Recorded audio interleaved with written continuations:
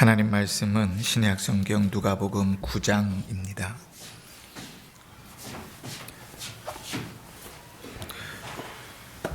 누가복음 9장 1절로 6절까지 제가 봉독할 때 하나님의 음성을 들으시길 바랍니다.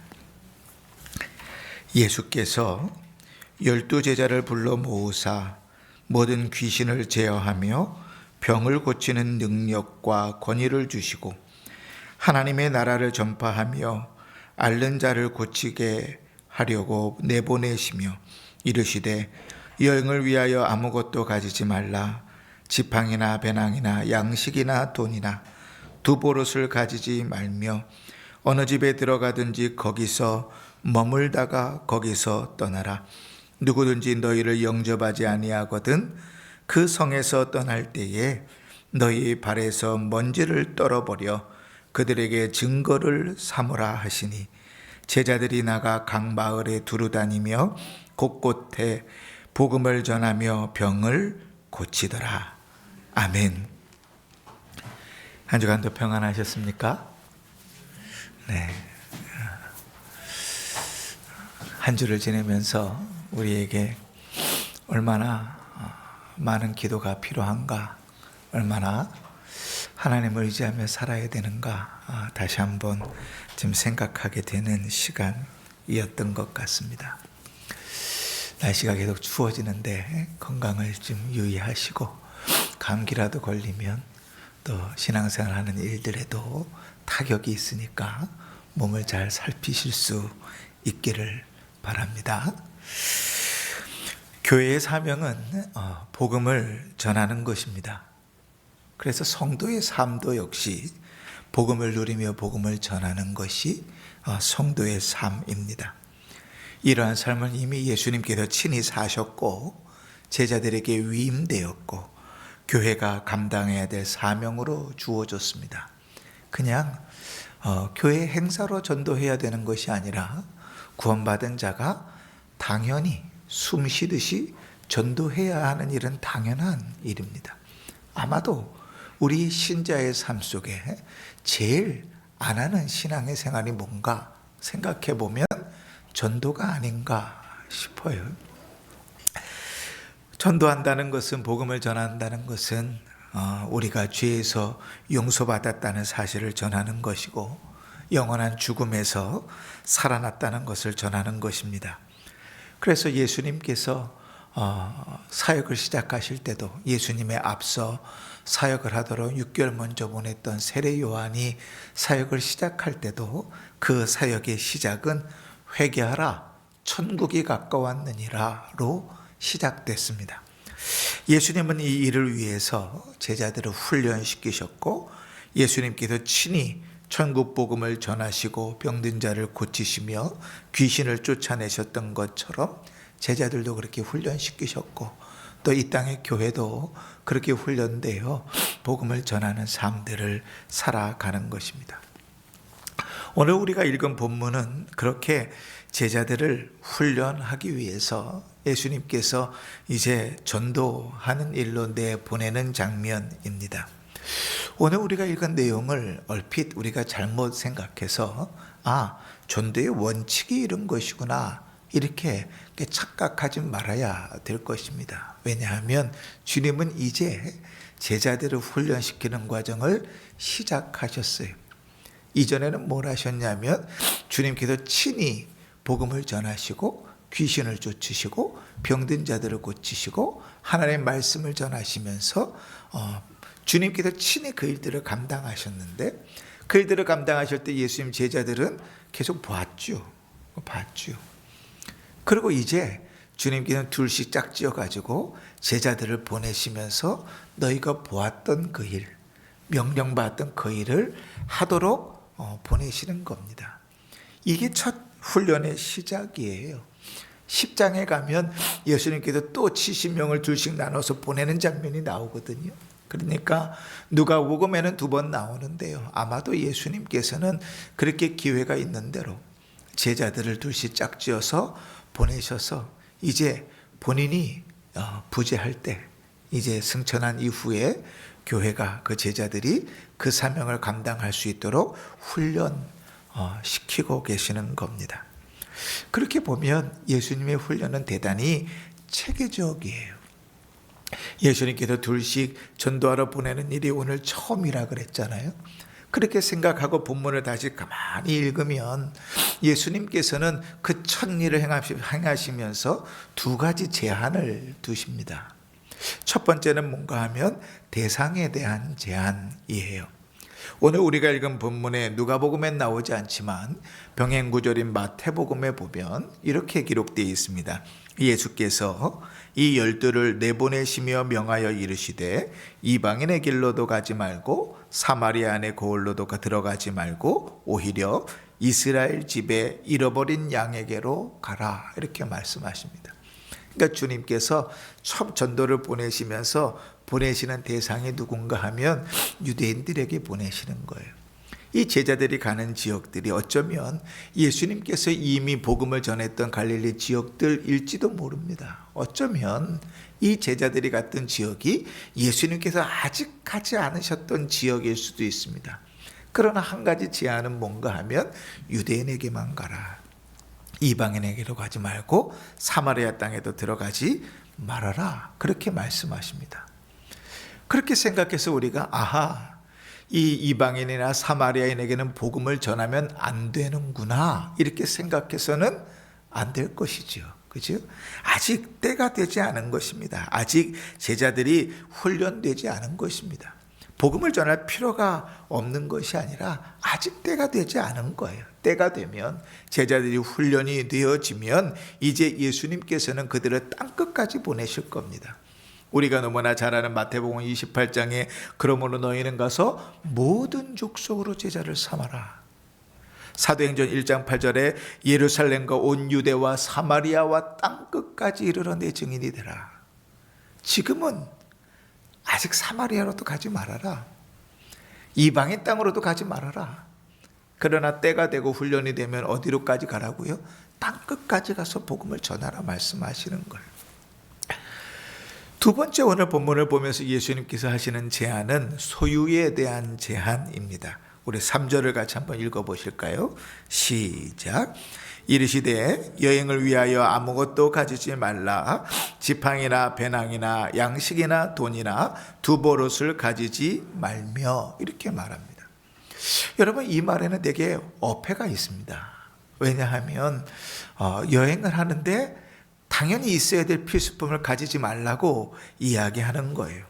복음을 전하는 자에게 지팡이도 배낭도 양식도 돈도 두 벌의 여벌의 옷도 가지지 말라고 말하는 것입니다. 우리가 아까 말했던 것처럼 복음 전하는 자는 이렇게 아무것도 가지지 말아야 되는구나, 그것은 원칙이 아닙니다. 주님께서 지금 훈련해 가시는 과정이에요. 다분히 그 훈련이 다 끝나게 되면 그때는 주님께서 그걸 다 가지라고 이야기하십니다. 실제로 누가복음 22장 36절에 가면 예수님 이렇게 말씀하십니다. 이르시되 이제는 전대에 있는 자는 가질 것이요 배낭도 그리하고 검없는 자는 겉옷을 팔아서 살지어다. 때가 되면 주님은 그것들을 다 챙겨서 복음의 사역에 감당하도록 하십니다. 아직 지금은 아닌 거예요. 주님이 왜 이렇게 제한을 두십니까? 훈련하려고. 복음을 전하는 일에 훈련하려고 제한을 두십니다. 한번 생각해 보십시다. 지팡이는 뭘까요? 우리 어르신들 이렇게 지팡이 짚고 다니시잖아요. 근데 여기서 말하는 지팡이는 그런 이제 몸을 의지하는 지팡이를 이야기하는 것이 아닙니다. 여기서 지팡이는 호신용 지팡이예요. 그러니까 누가 짐승이 다가오거나 또 어려운 일을 당할 때 마치 자기 무기처럼 쓸 수 있는 호신용 지팡이, 자기 몸을 보호하기 위해서 필요한 것이죠. 가지지 말아라. 배낭을 가지지 말라 얘기합니다. 보통 배낭에 뭐 넣으세요? 우리 여자 성도님들 가방들 가지고 다니는데 그 가방에 뭐 넣고 다니십니까? 이제 배낭에 들어가는 것은 여행에 필요하다고 생각하는 것들로 채워지는 것이죠.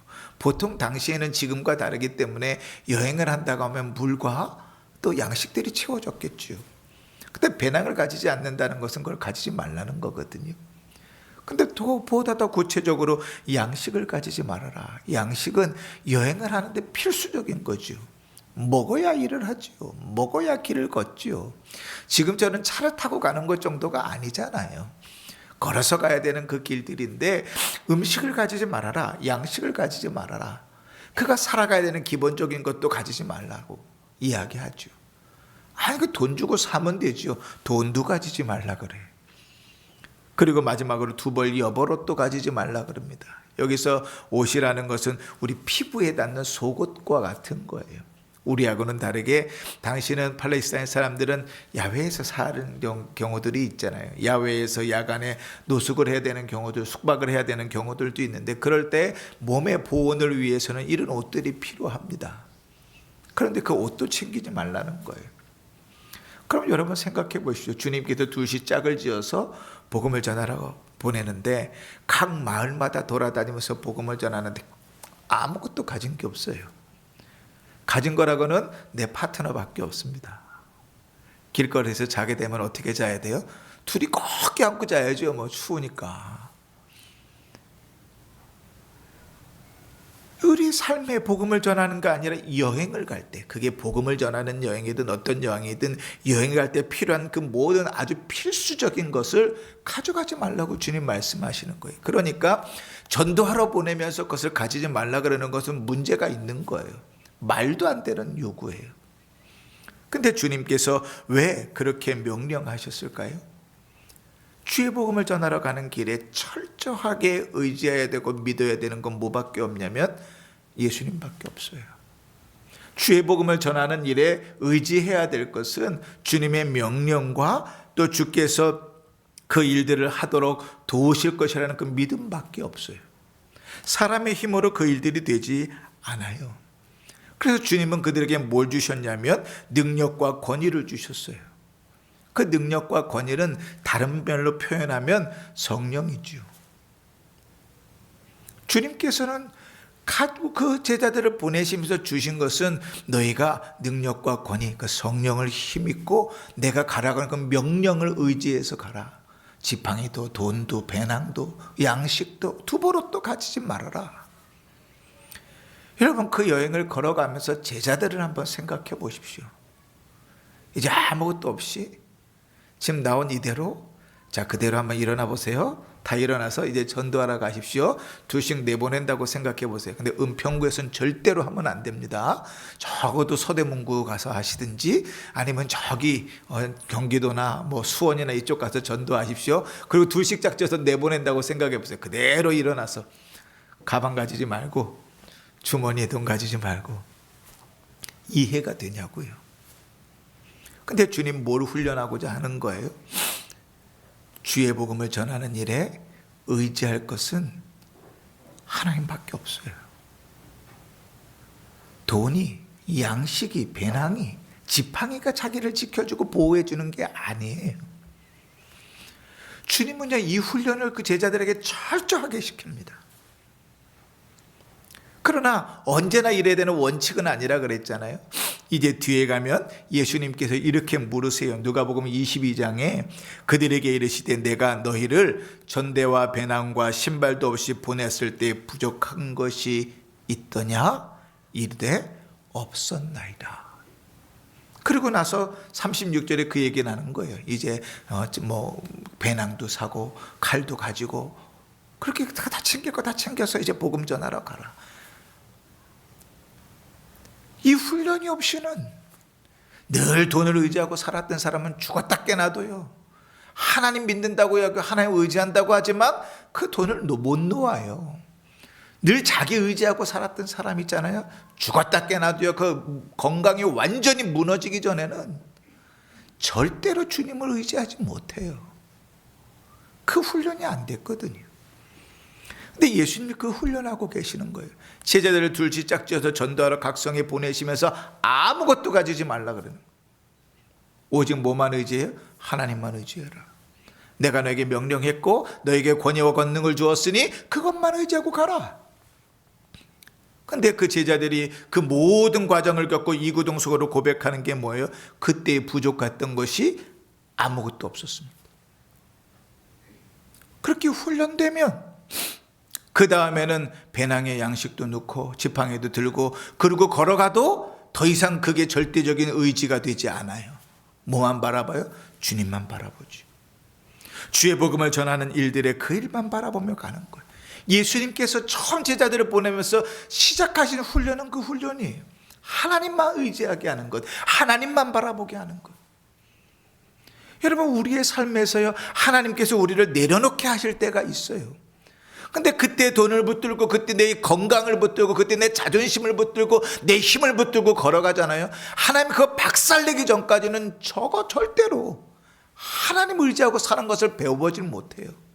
늘 마음 한구석에는요, 그 사람이 돕겠지, 그 돈을 쓰면 되겠지, 내가 아직 힘이 있지, 이거 의지하고 살아요. 근데 주님은 처음 제자들을 보내면서 훈련하시는 훈련의 첫 번째가 뭐냐면 하나님만 의지하게 하는 거예요. 왜냐하면 주의 복음이 전해지고 영원히 구원받는 일은 사람의 능력으로 되는 게 아니거든요. 오직 주님께서 역사하시지 않으면 불가능한 일이에요.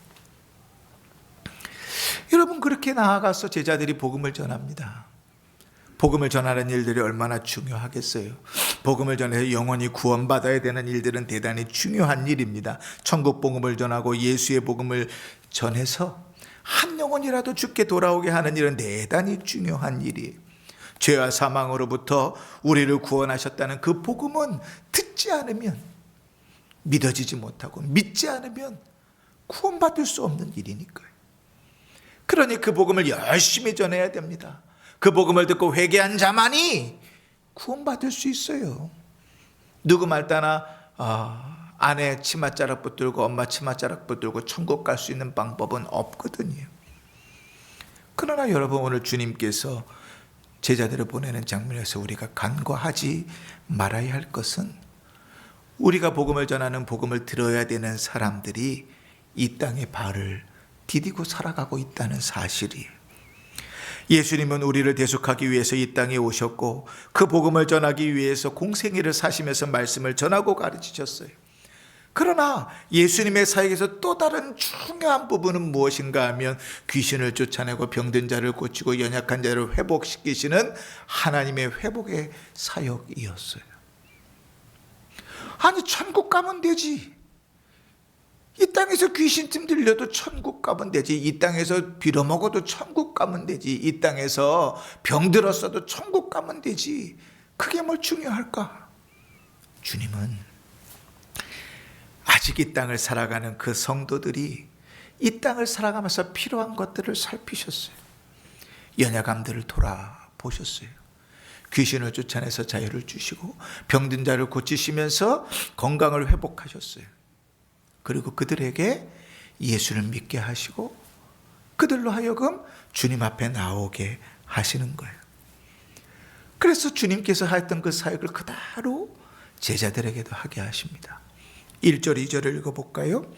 예수께서 12제자를 불러 모으사 모든 귀신을 제어하며 병을 고치는 능력과 권위를 주시고 하나님 나라를 전파하며 앓는 자를 고치게 하려고 내보내시며 제자들에게도 똑같이 사역하게 하세요. 아니, 제자들에게 복음 전하는 일이 제일 중요하면, 구원받는 일이 제일 중요하면 예수 믿어라 예수 믿어라만 외치면 되죠. 우리나라 옛날에 최건능 목사님처럼 예수 천당 불신지옥만 외쳐도 주님 앞에 돌아오고 순사들이 예수는 믿고 별의별 역사들이 다 일어나는데 복음만 전하면 되지. 복음만. 왜 병 고치는 능력과 귀신을 쫓아내는 권능을 주셨을까? 그 복음을 들어야 되는 그들의 삶에 주님께서 관심을 가지고 계시는 거예요. 그들이 예수를 믿고 구원을 얻었다고 할지라도 그들이 그대로 올려서 천국 가는 게 아니라 이 땅에서 영생을 살기 시작한다는 것을 주님은 아시는 거예요. 그러니 사랑하는 성도 여러분, 우리의 삶 가운데서 주의 복음을 전할 때 복음을 들어야 되는 자들의 삶을 살필 수 없다면 복음을 전하기는 정말 힘듭니다. 그들의 삶을 살필 줄 알아야 돼요. 주님, 아무개가 예수 믿게 해주십시오. 아무개가 예수 믿게 해주십시오. 열심히 기도하는데 암흑의 어려움이 무엇인지, 암흑의 기도 제목이 무엇인지, 암흑의 문제가 무엇인지, 암흑의 무엇 때문에 고민하고 있는지를 전혀 알지 못한다면 여러분, 우리는 전도를 잘못하고 있는 건지도 몰라요. 주님은 그들의 문제들을 관심을 갖고 다가가셨어요. 귀신 들린 자를 쫓아내시고 병든 자를 고치시고 때로는 배고픈 자를 먹이시면서 주님은 그들에게 주의 복음을 전하셨다고요. 그들의 삶을 살피셨어요. 그러니 여러분, 우리가 믿지 않는 영혼을 위해서 기도한다는 것은, 구원받기 위해서 기도한다는 것은 단순히 주님 저 사람 예수 믿고 천국 가게 해주세요, 그 정도 수준이 아니에요. 그 삶을 살피고 그 삶의 부족함과 연약함들을 통하여 그가 하나님의 하나님 되시는 인정하며 나올 수 있는 기회들을 놓고 기도해야죠. 그 모든 삶들 속에서도 그가 예수의 복음을 듣고 더 힘을 얻어 예수의 복음의 확신을 가질 수 있도록 기도해야죠. 그게 주의 복음을 전하는 일들이지요. 삶을 배제하고 복음을 전하기는 힘드니까 말이지요. 복음을 듣고 영생을 얻으면 인생은 변합니다. 여러분, 예수 믿으면 인생은 변해요. 하나님이 살아계시다고 믿는데 그 하나님 앞에 함부로 예배가 되나요? 예배 시간에 딴짓할 수 있나요? 없지요. 예배를 소홀히 여길 수 없어요. 하나님이 살아계셔서 나와 함께 하신다는 것을 믿는데 그 하나님 앞에서 우리의 삶이 경거망동할 수 없지요. 구원받으면, 예수 만나면 그 인생이 바뀌어요. 철없던 철부지에서 철이려면 그 사람의 생각과 삶이 바뀌듯이 삶이 바뀌어요. 예수 믿으면 예전처럼 살아가지 않아요. 예수 믿으면 육체의 삶이 그 삶의 인생의 가장 중요한 목적이 되지 않아요. 예수를 만나면, 구원의 은혜를 얻으면 그 인생의 삶이 변하는 거예요. 그러나 주님께서 또 한 가지 제자들을 보내실 때 그들에게 마음의 준비도 시키십니다. 자, 5절을 한번 읽어볼까요? 자, 다른 일 하지 마시고 5절을 같이 읽습니다. 시작. 누구든지 너희를 영접하지 아니하거든 그 성에서 떠날 때에 너희 발에서 먼지를 떨어버려 그들에게 증거를 삼으라 하시니. 이렇게 하나님만 의지하고 그들의 삶에도 관심을 가지고 기도하면서 복음을 전해도 복음을 전하는 자가 반드시 가져야 될 마음이 있어요. 그게 뭔가 하면 거절하는 사람들도 있다는 거예요. 그 열심을 다해서, 그 최선을 다해서 복음을 전하는데 거절하는 사람이 있다니까요. 여러분, 주일 설교를 제가 준비하는데요, 보통 한 10시간, 12시간 이상 들어요. 묵상하고. 근데 안 듣고 딴짓하는 사람도 있거든요. 관심이 없는 사람도 있어요. 이상하지요? 나는 최선을 다해서 기도하면서 막 울부짖으면서 말씀을 준비했는데 안 들어요. 관심이 없어요. 희한하죠. 아니, 내가 열심을 다했으면 다 들어야 되는 거 아니에요? 다 은혜 받아야 되는 거 아니에요? 그날은 막 은혜가 넘쳐야 되는 거 아니에요? 근데 주님은 뭐라 해요? 그렇지 않다고요. 너희가 최선을 다하여 그 삶을 살피고 기도하면서 복음을 전해도 거절하는 사람도 있다. 주님, 마음의 준비를 시키세요. 근데 매몰차게 이야기하시죠. 뭐라 그러시죠? 너희 발에서 먼지를 털어버려 증거를 삼으라. 이 말은 참 무서운 말이에요. 이건 유대인들의 습관에서 나온 건데요, 유대인들은요, 이방 지역들을 이렇게 여행하잖아요. 그러면 이방 지역을 통과하고 나면 그 지역을 딱 나와서 발에 먼지를 털어요. 그리고 성지에 딱 들어가잖아요. 그러면 옷에 있는 먼지를 다 털어버려요. 그러니까 이방인들과 상관없다고 선언해버리는 거예요. 근데 예수님께서 말씀하시는 건 무슨 말이에요? 너희 발에서 먼지를 떨어뜨리라는 것은 하나님의 진노가 그에게 임했다는 증거를 삼으라는 거예요. 너희가 최선을 다해서 복음을 전했어. 마음을 다하면서 기도하면서 복음을 전해서 그럼에도 불구하고 듣지 않으면 하나님의 진노가 그에게 임했다는 증거를 너희 발에 먼지를 털어서 보이라는 거예요. 아, 주님 참 매정하시네요. 아니요, 여러분, 하나님을 믿고 그 명령에 순종해서 최선을 다하여 복음을 전하며 주의 일들을 감당했는데 듣지 않는 자들은 반드시 있습니다. 어느 시대에나 그랬어요. 어느 예배당에나 있습니다. 주의 복음을 열심히 준비하고 잘 전했다고 다 듣는 것 아니에요. 그 주님은 기준을 명확하게 에스겔에게 이렇게 주셨어요. 에스겔 33장 8절에 이렇게 말합니다. 가령 내가 악인에게 이르기를 악인아 너는 반드시 죽으리라 하였다 하자 내가 그 악인에게 말로 경고하여 그의 길에서 떠나게 하지 아니하면 그 악인은 자기의 죄악으로 말미암아 죽으려니와 내가 그의 피를 너의 손에서 찾으리라. 그러나 너는 악인에게 경고하여 돌이키고 그의 길에서 떠나라고 하되 그가 돌이켜 그의 길에서 떠나지 아니하였으면 그는 자기 죄악으로 말미암아 죽으려니와 너는 내 생명을 보존하리라. 이게 하나님이 복음을 전하는 자에게 주신 약속이에요. 제자들에게 주님 똑같이 말씀하십니다. 하나님을 의지하고 힘써 복음을 전하고 기도하면서 그 삶을 삽시고 애써서 주의 말씀을 전했는데 그래도 안 듣는 자가 있다, 있을 수 있다. 듣고 주님 앞에 돌아오는 사람이 있지. 그러나 안 들을 수도 있다. 그러나 걱정하지 말아라. 너에게 문제가 없다. 그 죄는 누가 받는다고요? 듣지 않은 그가 받을 것이다. 그러나 네가 전해야 됨에도 불구하고 네가 복음을 전하는 일이 소홀해서 네가 전해야 될 일들을 게을러서 전하지 않아서 그가 죄악 가운데 망하면 그는 자기 죄 때문에 망하지만 그 핏값을 너의 손에서 찾겠다.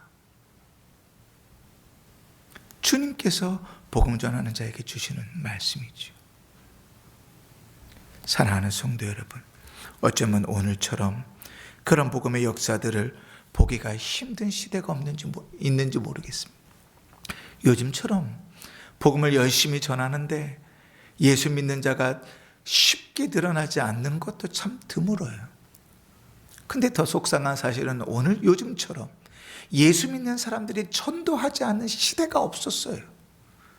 우리나라의 시대를 돌아봐서 요즘처럼 예수 믿는 사람들이 전도하지 않는 시대는 없었어요. 근데 앞으로 더해가겠지요. 주님은 교회의 성도에게 복음을 전하는 사명을 주셨는데 그 사명을 감당하지 않고 살아간다고요. 그러나 여러분, 우리가 복음을 전하는 일에 게으르지 않는다면 우리의 삶에서 복음이 전해지지 않는 일에 대하여 낙심할 필요는 없어요. 주님은 위로하십니다. 주님께서 우리의 복음 전하는 그 일들을 기억하십니다. 하나님 그 일을 통하여 역사하시겠지만 우리 눈앞에 보이지 않아도요, 주님께서 우리에게 걱정 말라고 하셔요. 사랑하는 성도 여러분, 말씀을 좀 정리하겠습니다. 우리는 주의 복음을 전해야 되는 자예요. 성도는 복음을 전하며 살아가야 하는 자입니다. 내가 그 아름다운 복음의 덕을 얻었기 때문에, 내가 그 영원한 생명을 얻었기 때문에 그 생명을 전하며 살아가는 것은 당연한 성도의 삶이에요. 1년에 한 번 전도 축제를 할 때나 전도해야 되는 게 아니에요. 선물을 걸어놓고 1, 2, 3등 승리를 매겨야 하나 열심히 전도해야 되는 게 아니에요. 성도는 삶 속에서 전도해야 돼요. 가정에서, 이웃에서, 직장에서 성도는 늘 전도하는 자여야 돼요. 그 삶을 통해서 예수가 드러나야 되고 그 입술을 통하여 예수가 전해져야 돼요. 우리의 삶은 늘 주의 복음을 전하는 삶이어야 돼요. 그러나 여러분, 우리가 주의 복음을 전할 때 우리의 그 복음을 들어야 될 자들의 삶을 살필 줄 아는 믿음이 있어야 돼요. 그 삶이 어떤 삶인지, 그 삶의 연약함이 무엇인지, 그가 복음을 들을 수 있는 상황인지 돌아보아야 돼요. 그 모든 삶들을 놓고 기도하면서 주의 복음을 전할 때 하나님의 역사들이 이루어지죠. 무조건 너 예수 믿어라, 무조건 넌 교회 가야 된다, 그걸로 되지 않아요. 왜냐하면 주의 복음이 전해지는 일은 육적인 일이 아니기 때문에 그래요. 영적인 일입니다. 에베소서 6장에 우리의 씨름은 혈과 육을 상대하는 것이 아니요 통치자들과 권세자들과 이 어둠의 세상 주관자들과 하늘에 있는 악한 영들을 상대함이라 그랬어요. 주의 복음이 전해지는 일은 우리의 열심만으로 되지 않아요. 그러니 하나님을 의지하며 그들의 삶을 살피며 기도할 수밖에 없는 노릇이지요. 그러나 여러분, 우리의 삶 가운데서 그렇게 힘써 복음을 전할 때 하나님께서 한 영혼 한 영혼을 돌아오게 하시는 기쁨들을 누리게 하신다면 너무 좋을 것 같아요. 그래서 우리와 함께 예배하는 자들 자리들도 채워지면 더 좋겠죠. 그러나 그렇게 되지 않아도 낙심하지 마세요. 우리는 주의 사명을 다 감당했을 것이고 주님께서 우리에게 은혜를 더해 주실 겁니다. 그 뒤는 주님께서 책임지실 거예요. 그러니 우리의 삶 속에 복음을 전해야 할 자들이 있는지 잘 살피고 주의 복음을 전하는 일들을 힘써야 하지 않겠습니까? 여러분 한번 생각해 보십시오. 우리 직장에, 우리 가정에, 우리의 동네에 주의 복음을 들어야 될 자가 누가 있습니까? 그들을 위해서 우리가 기도한다고 할 때 그들의 형편과 처지를 무엇을 위해서 기도해야 되겠습니까? 우리의 삶들을 살펴보면서 이번 한 주간 복음을 들어야 할 사람을 정하고 또 기도하면서 그들을 살피고 주의 복음을 전하는 복된 성도들 되어지길 바라고, 주의 복음을 전하며 하나님 말씀에 순종하여 살아가는 그 삶 속에 하나님의 살아계심과 하나님의 함께하심과 복주시는 은혜를 경험하는 복된 성도들 되시기를 주의 이름으로 축원합니다. 아멘.